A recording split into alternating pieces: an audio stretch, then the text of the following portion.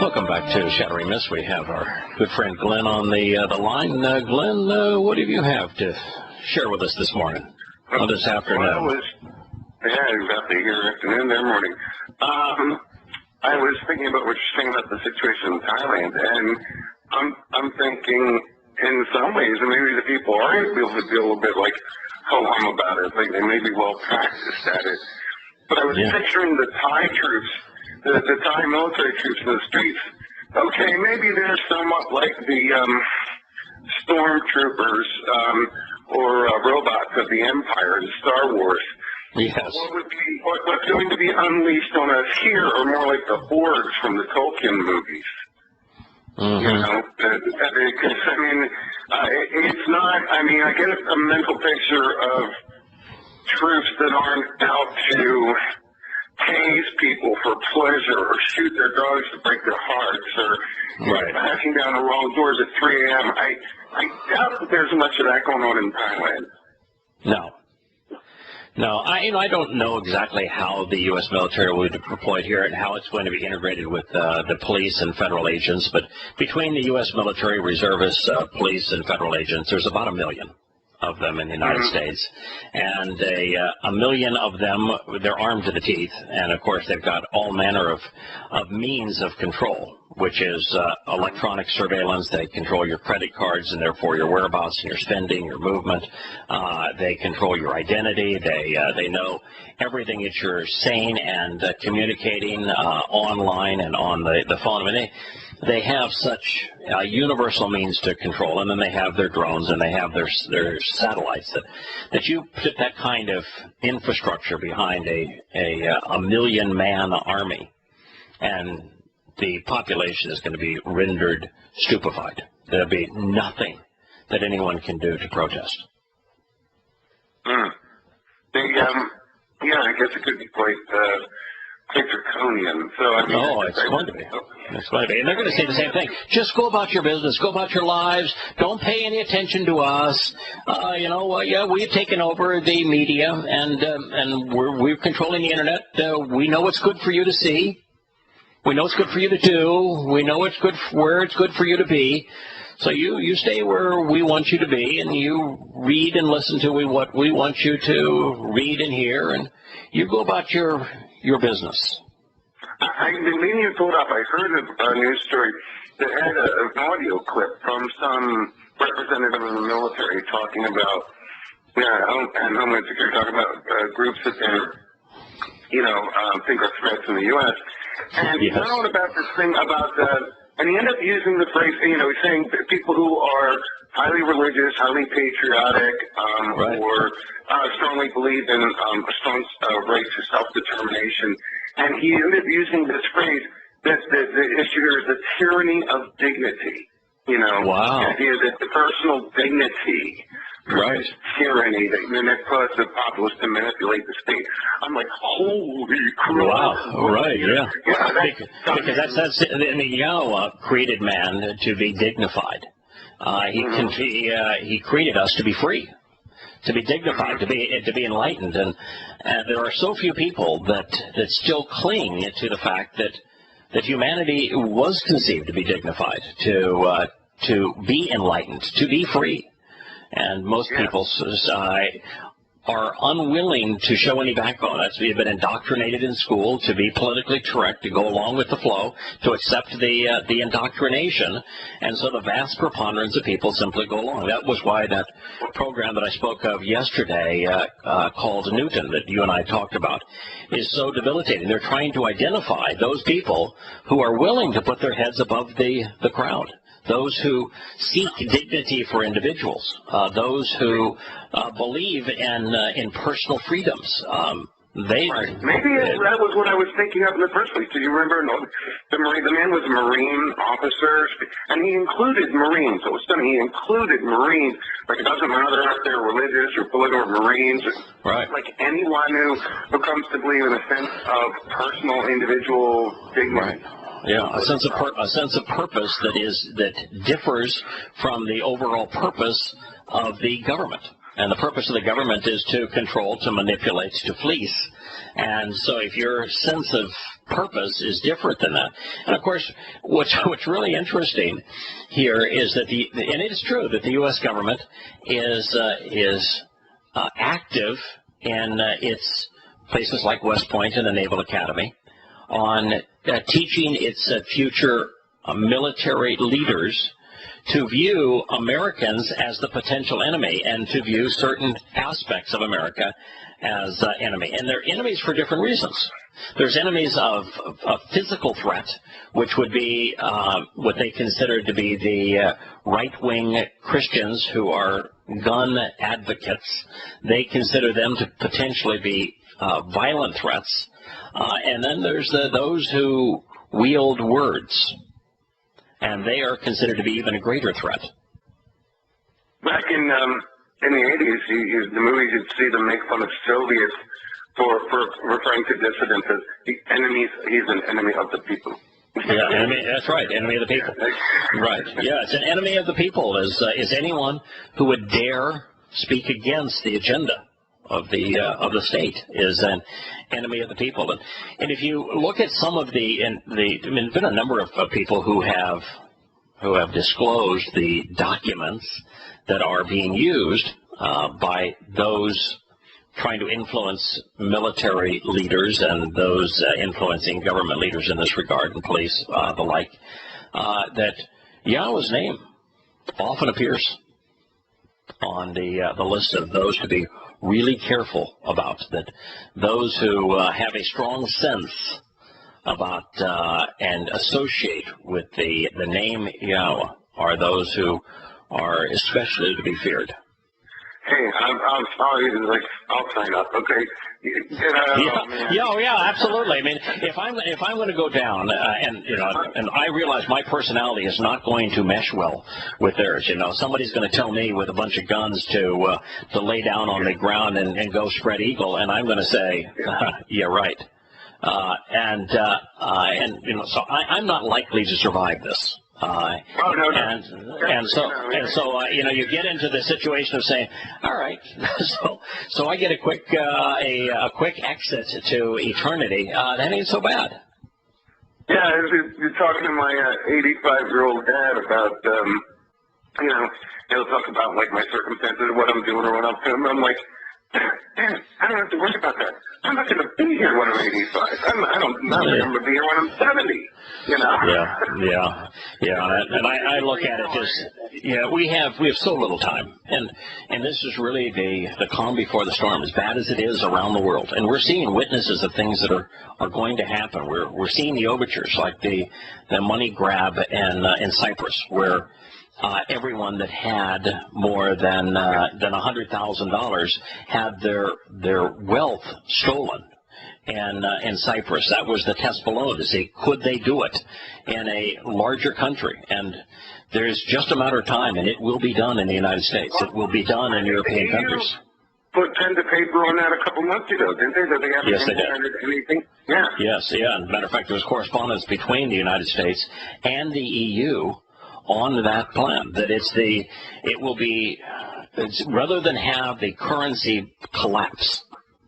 And the currency of European nations and the United States are on the verge of collapse, because that's why the United States is using the smoke and mirrors of quantitative easing to create the illusion of Treasury funding. But that will collapse, and when it's on the verge of collapse, they're going to confiscate the savings of those with more than $100,000 in savings, and they're going to use it to keep their currency propped up so they can create the illusion of an economy. I see no correlation at this, and especially in the past few weeks. You watch, like yesterday, in the night shift, watching all the markets around the world being in the red, and the momentum, and the power of the funds protection team or the people at the top with keyboards must just be amazing in terms of generating the numbers, because I see no correlation now between actual physical world business events and what the markets or indices are doing. There's just no correlation anymore. Correct. But what's interesting, of course, when you listen to the pundits speak about market movements, They will all give a reason for it after the fact, and the reason is almost wholly irrelevant from the actual. Yeah, absolutely. Yeah. Oh, right. Yeah, right. For example, right now the American economy is tanking again, and the excuse is, well, we had a really cold winter. But how can we have a really cold winter? Because we're experiencing global warming. But nonetheless, they're blaming it all on the weather. Even the CNBC talking heads were openly speculating that they couldn't correlate what was going on in the markets with all the stories they had to put out there. No, it's hugely manipulated. The thing that really troubles me about the manipulation too is they're actually manipulating currencies against one another to create the impression of value, and they're manipulating the price of gold also to create the illusion of value. And you will read that inflation in the United States is under 1 or 2%, and then you look at back at a 10-year synopsis of the prices of most things that are important to people. Oh, they're 20%, 25, 30% different than what they were. And so you're saying, yeah, right, yeah, no, it's all now misinformation. Smoke and mirrors, misinformation. Plus, just yesterday we've had Russia and China cut a 30-year oil and gas deal, and I'm pretty sure they didn't use U.S. dollars to do it. So that's going to have some far-reaching implications. No, in fact, the majority of oil deals now are done outside the U.S. reserve currency. They are being done in either euros, they're being done in the International Monetary Fund's Bancor notes, or they're being done directly in other currencies. We've lost the credibility to be the world's reserve currency. Oh yeah, and that just cuts the flow of liquidity phenomenally. That's an unfair advantage we've had since the end of World War II. Right. It's the only reason we've been able to deficit spend and create a deficit that's over 100% of our gross domestic product is because we are the reserve currency, which gives us the ability to borrow money, because the only way that other countries can do business in dollars is for them to have an investment of dollars, and they typically do so through T-bills. So it was the mechanism that allowed the U.S. to run on debt for so many years. But that mechanism is no longer functioning. That's why we went into quantitative easing. But quantitative easing is nothing but an illusion. And somewhere along the line, people are going to realize that, and it's going to collapse.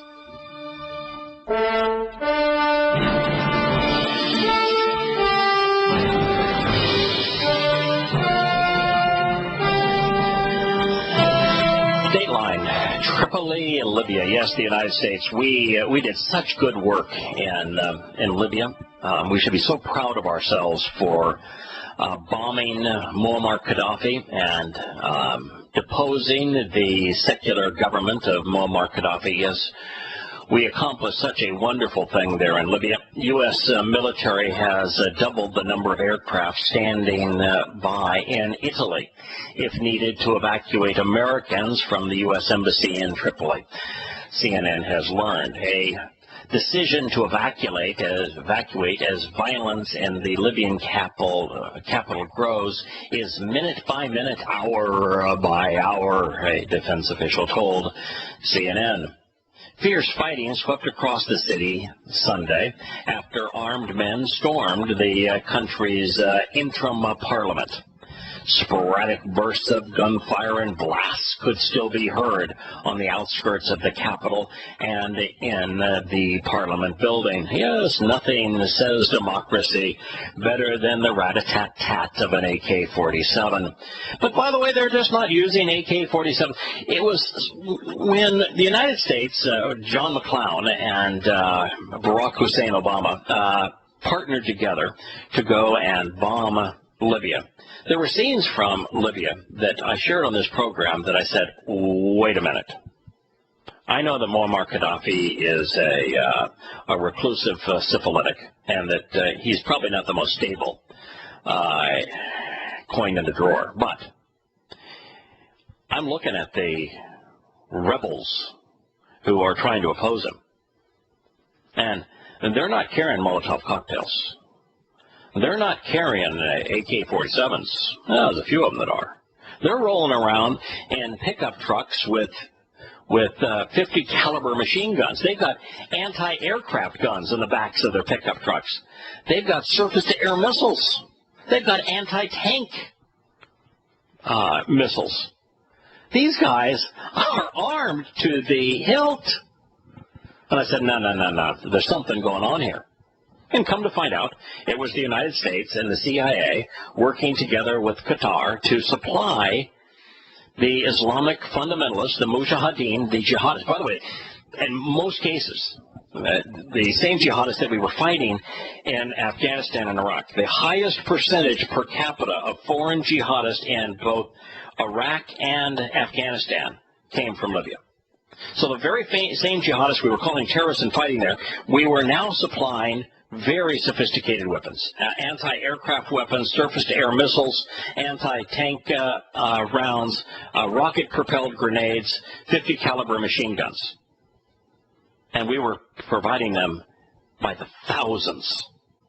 And so every scene that you saw filmed in Libya, that's what was being deployed against Muammar Gaddafi. And he said, wow, there's something really, really troubling about this. This is not going to turn out well. And sure enough, it turned out exactly as I predicted it would. And now they're rolling around with those same kind of weaponry and having riots in Tripoli. Yeah, I wonder if maybe it was a second airing or maybe another clip from the Christian film. What do you think? Oh, yeah, I don't think so. No. There's some interesting stuff coming out about that Christian film story being a ruse, and a pretty weak one recently. I mean, it's pretty much indefensible at this point. But completely indefensible. Oh, yeah, absolutely. It's transparent. The tripod-mounted 50 cal is not an option available in Toyota pickup trucks here in the United States. No, because the United States, we have the U.S. Constitution says there shall be no limitation to the right to bear and to keep and to bear arms. And in the United States Constitution actually speaks of the weapons being of the caliber that would be used for a militia, recognizing that a militia was absolutely essential to a free society. A militia is not the military, folks. It is civilians with arms. That the civilians with arms was absolutely essential to the freedom of a country. So our Constitution grants us the right to buy the Toyota with that option. That did not exist in Libya, and so our government precludes the Constitution and therefore our right to buy the Toyota with that option. But of course, the Qatari government, via the U.S. CIA, makes it the most popular model in Libya. Right now. But here in the U.S., your wife can get a pink 380. So. That's true. Now, what is also troubling about this is that Boko Haram was nothing prior to the supply of weapons to the fundamentalist mujahideen in Libya. The Central African Republic was peaceful. Chad was peaceful. Mali was peaceful. We can attribute the kidnap of those 300 little girls in Africa to Nigeria to exactly what happened when we supplied the mujahideen with weapons.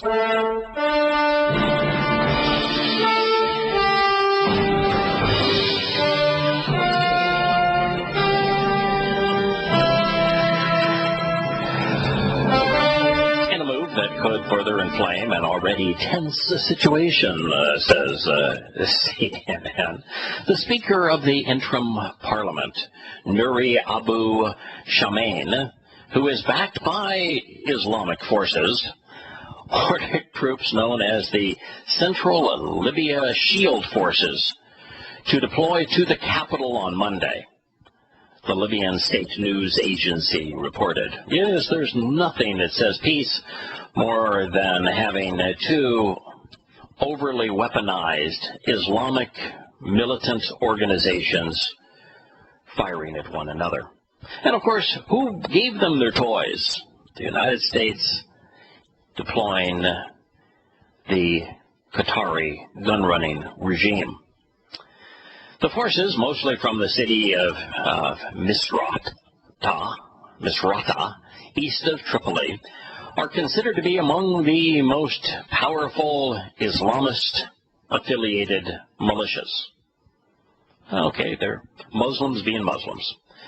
They've had long-running rivalries with heavily armed Zintan militias, which are also fundamentalist Islamist, in the capital. Yes, nothing brings peace to a country than having that country fall into the hands of Islamic jihadists. Just think about how peaceful Syria is going to be when the weapons that America has been providing through Qatar to the Syrian Mujahideen prove effective and they topple the Assad government. Just how peaceful that place is going to be. We've given them even more sophisticated weapons and vastly more of them than we have to the Libyans. Boy, don't we make a mess of things. Oh, absolutely. Growing up as a kid, I always thought that, that the line the shores of Tripoli was a historical reference, not something that was going to be future-oriented in my life. What's interesting about that is that the story emanates from the fact, President Obama says, America's never been at war with Islam and will never be at war with Islam. America's first war as a new nation was fought against Islam. And that's where from the shores of Tripoli comes from. Jefferson was trying to deal with the fact that the Barbary Coast Muslim pirates were raiding and capturing American ships and then capturing and kidnapping the crews and ransoming them back off after they'd stolen what was aboard those merchant ships. And so Jefferson met with an ambassador of the Ottoman Empire to find out who controlled them, to say, why are you doing this to us? We're not in war with you. Why are you kidnapping our people and robbing our ships as pirates? And, of course, he gave him a copy of the Quran and says right here in the Quran and with our hadith from our prophet, it tells us, and there's specific hadith that Muhammad uttered that tell Muslims to take to ships and to be pirates. And he quoted, he says, we're going to continue to do this forever. Just get used to it. And so when it got really bad, Jefferson had to dispatch the fledgling American Navy to free the hostages being held in northern Africa, and that's where the lyrics of the song came from. And it's, by the way, it's the reason why, you've probably heard that Ellis, the congressman from Minnesota who's a Muslim, wanted to be sworn in on the Quran, got his way because he used the Quran that Jefferson had. And so it was Jefferson's Quran. Well, the reason Jefferson had the Quran was because he was trying to say, is it really possible that a religion could endorse piracy? Of course, he found out, yes. The religion does endorse piracy. He had the Quran because he was following Sun Tzu's advice to know your enemy. Absolutely. Absolutely. Yeah. So it's amazing what you learn when you do a little digging in terms of the closets of our history. But, here, the point that I really wanted to make at the end of the last segment is that the hell that has been unleashed under the auspices of the Islamic Spring, that was the catalyst for that was Barack Hussein Obama's speech in Cairo telling Muslims that this was their time and that their religion and their cause was great and that this was their time to rise up. And they did. And that the United States started arming them, started providing billions of dollars worth of weapons to them. In Libya, the direct consequence in Libya is not just the riots and the war between the various jihadists that we armed in Libya. It is that they exported their weapons throughout North and Central Africa. Boko Haram emerged as a direct result of this. Boko Haram went from just being loudmouthed and irritating to burning whole villages down and having the equipment to go in and kidnap hundreds of little girls as a direct result of us weaponizing the conflict in Libya. We're to blame once again. Wow, amazing.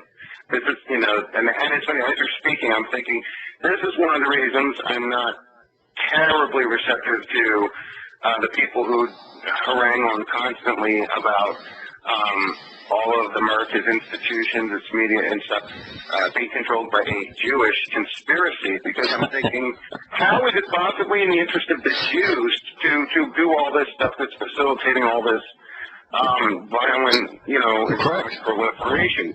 Yeah. Correct.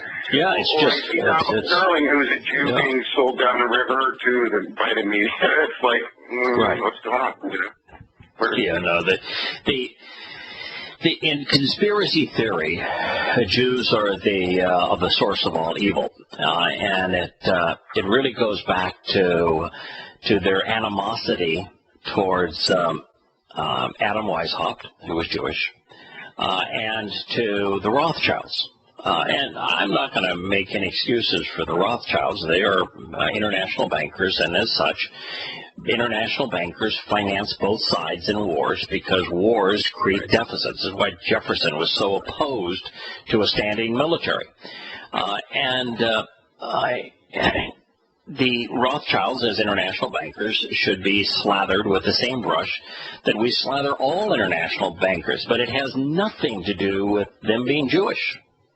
The conspiracy theorists will buy into the protocols of the Elders of Zion, which is a complete and utter fraud. There is not a Jewish conspiracy to take over the world.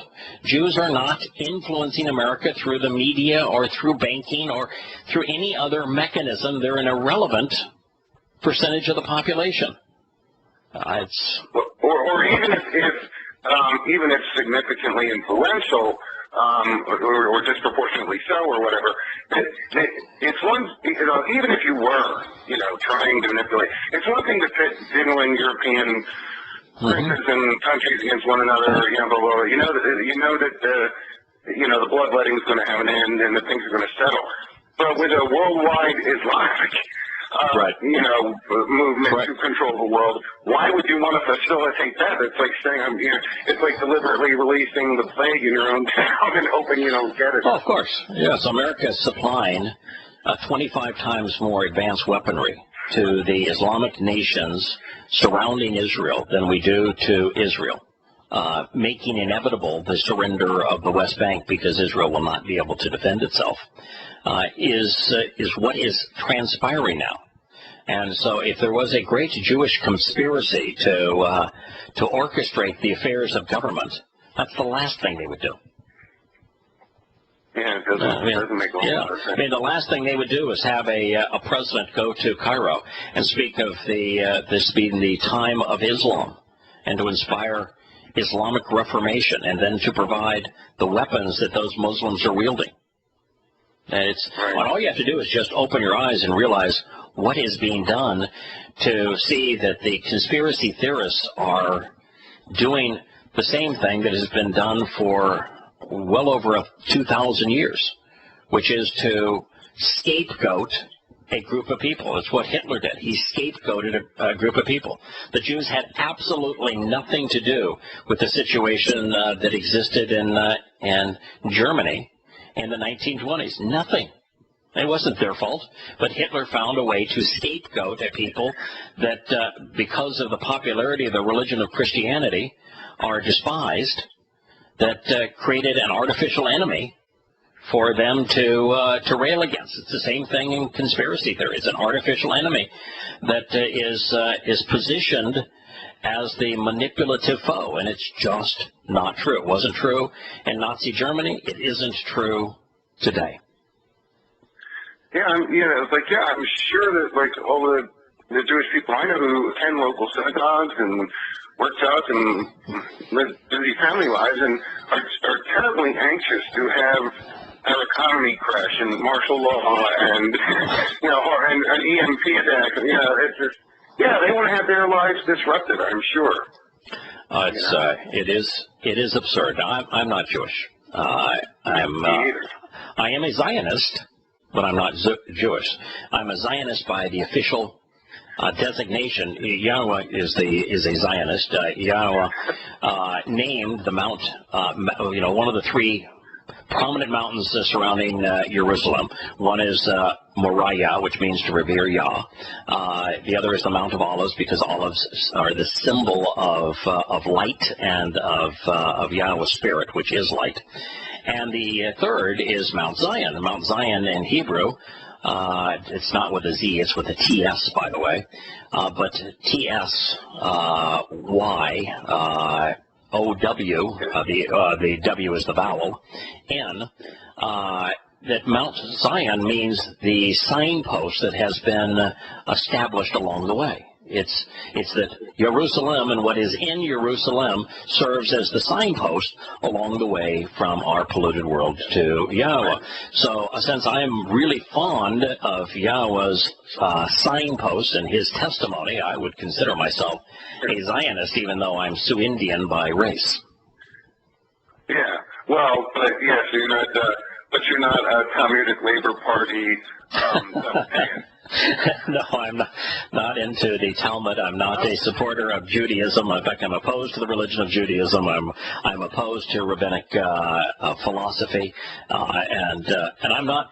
I've spent a fair amount of time in the Israeli Knesset, and I know the senior Israeli officials. I am not a fan of the Israeli government. I would say that in terms of heads of state, Benjamin Netanyahu would be in the top half a dozen, but there are a lot of things that he does that I don't agree with. So I'm not aligned with the Israeli government, but I am aligned with Yahweh's chosen people, not because their behavior warrants it, but because so many people are opposed to them for no other reason than anti-Semitism. And I know what Yahweh's view is towards anti-Semitism.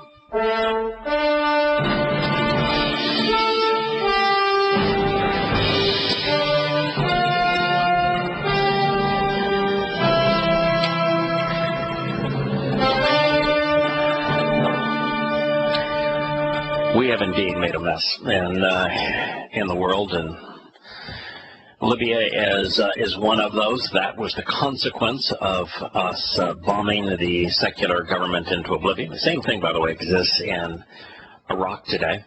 We arranged to have Saddam Hussein, who was a secular dictator, killed so that a Shiite government managed out of Tehran could take control, and the result is that there's more terrorist killings in Iraq than any other place on earth. One last story here in the news. This begins, and it was from the BBC. The fiery British cleric. He's just a fundamentalist Muslim, who prosecutors said had devoted his life to violent jihad, which every Islamic cleric devotes their life to Islamic jihad. They have to, otherwise they can't be an Islamic cleric. Had dispatched young men around the world to train and fight, was convicted of 11 terrorism-related charges on Monday in Manhattan. Prosecutors had charged the cleric, Mustafa Kemal Mustafa. I always like it when you've got a couple of Mustafas in your name. The former imam at the Finsbury Park Mosque in North London, the Finsbury Park Mosque in North London. So he was the senior imam in a North London mosque. That he helped orchestrate the violent 1998 kidnappings of 16 American, British, and Australian tourists in Yemen, and that he had tried to create a terrorist training camp in Bly, Oregon. That he supported terrorism by sending one of his followers to train with Al-Qaeda in Afghanistan. In the tourist abductions, 4 hostages were killed, and their captors, a militant group allied with Mr. Mustafa, that would make them Muslims, used them as shields during a Yemeni rescue operation. He jumped at the opportunities across the globe to support his violent jihad, the prosecutor said. He doesn't have a jihad Allah has a jihad. He is Allah's jihadist. Prosecutors had introduced statements by Mr. Mustafa in which he spoke approvingly of the 2000 bombing of the American destroyer Cole in Yemen, that he called Osama bin Laden a hero and said everyone was happy when the planes hit the World Trade Center. And Muslims around the world celebrated. It is absolutely true. Now, what is stunningly stupid is to say that the Mossad was involved in it, and the Mossad orchestrated the bombings of the World Trade Center as if Jews were Muslims. It brings us right back to the same stupidity. But in this trial, the cleric who defended himself said that what he was doing in the name of Islam, and that his religion sanctioned what he was doing, and he told the truth. It does. It is a shame that we are incapable of associating Islam with the terror that it inspires, even recognizing that Islam is responsible for 99.9% of the terrorist acts in the world today, that Islam was solely responsible for what happened on 9/11 in New York with the loss of 3,000 innocent lives. And we continue to exonerate the religion by pretending that we're engaged in a war on terrorism when terrorism is nothing but a tactic. It is one of the great acts of misinformation that has ever been perpetrated on the world. And the consequence of that misinformation is going to claim millions, if not billions, of lives. There is always a consequence to lying. And when the lies are at the world and government level, the consequence of lies always claims millions, if not billions, of lives. And it's precisely what's going to happen here. Incidentally, one of the reasons that Christians tend to ascribe to anti-Semitic conspiracy theories, and not all conspiracy buffs are anti-Semitic, but the reason that so many are is that if you go back all the way into Rome, Hadrian, for example, Hadrian outlawed the Torah, called it illegal. He outlawed Hebrew. He outlawed circumcision, which is the sign of the covenant. Without circumcision for a man, there can be no relationship with God and no salvation. Rome, which became the Roman Catholic and Eastern Orthodox Church, which became Christianity, is overtly opposed to Yahweh and his testimony.